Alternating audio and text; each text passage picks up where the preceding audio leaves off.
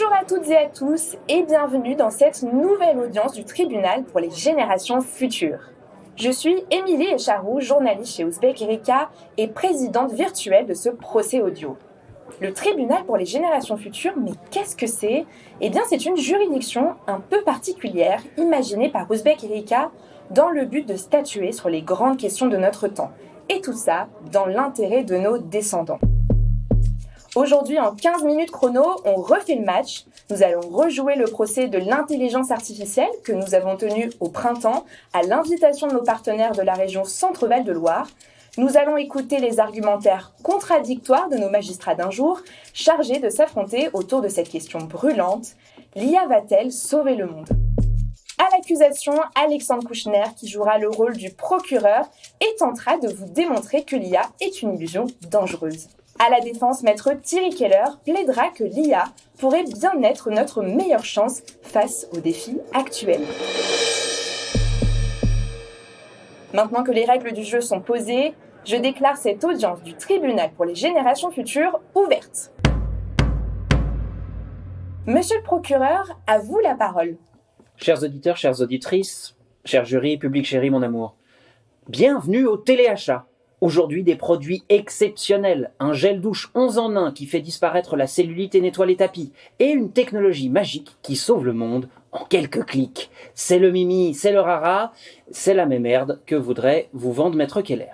Alors je sais, c'est dur, mais il faut arrêter de croire au Père Noël. L'IA va changer nos manières de travailler, oui, mais pas sauver le monde. C'est d'ailleurs ce que dit Gilles Moïse, docteur en IA et entrepreneur dans le secteur, qui a témoigné dans le cadre de ce procès. Il nous a exhortés à sortir de la fascination qui ne sert en fait que les vendeurs de cette technologie. Pour sauver le monde, il faut s'intéresser à ce qui est juste, ce qui est bon et ce qui est vrai. Autant de catégories morales qui ne s'appliquent pas à ces machines. Car l'IA est maximaliste, elle se concentre sur une tâche pour l'exécuter le plus efficacement possible, jusqu'à même la possible catastrophe. C'est le scénario simple imaginé par le philosophe Nick Bostrom. Si une IA est chargée uniquement de fabriquer des trombones, elle pourrait théoriquement décider de recycler l'humanité entière en trombones, simplement parce que c'est le plus efficace pour sa mission. Cher procureur, toujours à agiter les scénarios catastrophes. Mais vous oubliez une chose essentielle. Ce sont des humains qui programment ces IA. L'histoire nous enseigne que nous avons toujours su apprivoiser la technologie pour qu'elle serve nos intérêts supérieurs. Ce docteur en IA que vous citez, Gilles Moïse justement, que nous dit-il en vrai ?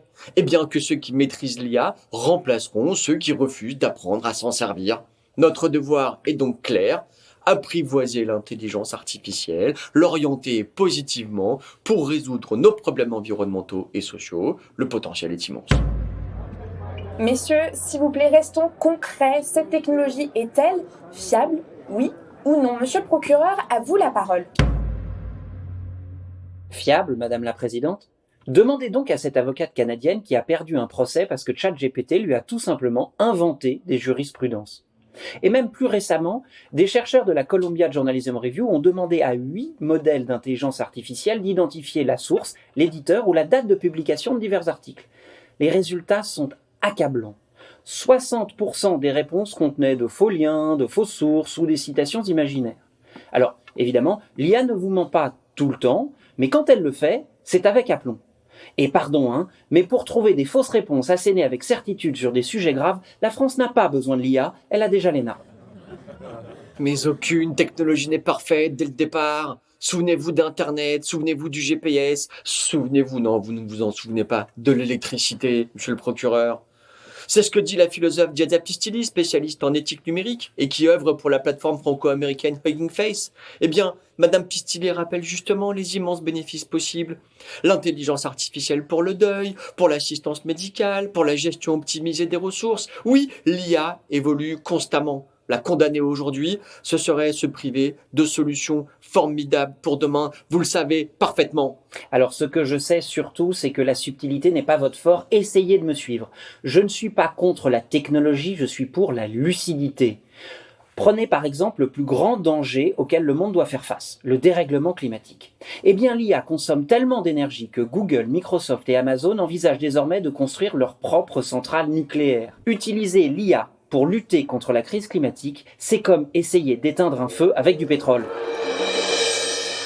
Maître Keller, comment répondez-vous à cet argument ? Le bilan carbone des algorithmes qui nourrissent l'IA a en effet de quoi nous inquiéter. Un argument, il faut le dire vite. C'est précisément parce que l'IA est énergivore aujourd'hui que nous devons redoubler d'efforts pour l'optimiser demain. Le mathématicien Jacques Sainte-Marie, directeur de recherche à l'INRIA, qualifie l'intelligence artificielle de transformante. Elle peut optimiser radicalement notre gestion de l'énergie, de l'agriculture, des transports. Elle peut révolutionner notre approche écologique. Refuser d'investir dans l'IA, c'est refuser de bâtir l'avenir avec audace et avec courage. Maître Keller, ne maniez pas des concepts dont vous ignorez tout. Le courage, c'est d'accepter notre responsabilité dans l'état du monde. Croire que l'intelligence artificielle va sauver le monde, c'est le stade ultime de la déresponsabilisation. C'est penser qu'une machine pourrait racheter notre égoïsme, notre consumérisme et notre court-termisme. Plutôt que de croire au solutionnisme technologique d'Elon Musk, moi je préfère parier sur l'engagement citoyen. Car la réalité, cher maître, c'est que pour sauver le monde, il va surtout falloir se sortir les doigts du clic. Cessez d'être vulgaire, monsieur le procureur.